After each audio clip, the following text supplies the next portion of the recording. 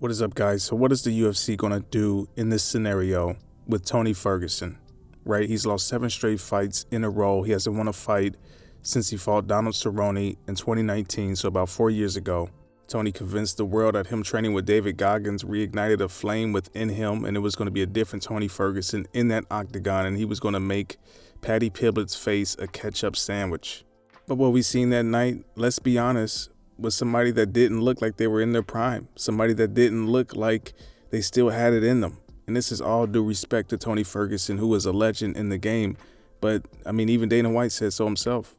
Listen, when you talk about a skid, right, you look at the guys he fought, too.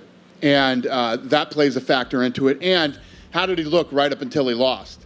Tonight, Tony tonight looked like he should retire. There is no question in my mind that Tony Ferguson mentally is still a savage, but is his body capable of keeping up with his own expectations? He came out recently saying that he wasn't going to retire.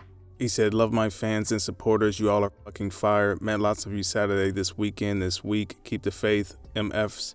One foot in front of the other bitches. Remember what I said, crew. Champ. SCO. There is no success without struggle. Not retiring. Casuals. Eat a fat middle finger. Won you a bunch of eunuchs." And this was the picture in the Instagram post, basically saying the same thing. So the UFC's in a weird position because Tony Ferguson is still a draw. People are going to still tune in to see him, to see that comeback story come into fruition, come into reality. And it may come, right? And I'm still going to tune in. So that's the problem, is that we're all waiting for Tony Ferguson to come back.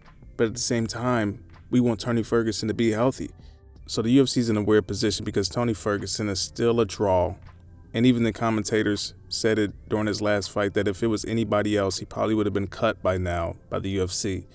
But since he's a legend in the game, he's got so much respect. They're pretty much just letting Tony Ferguson decide on his own. But the thing is, Tony Ferguson will never make that decision.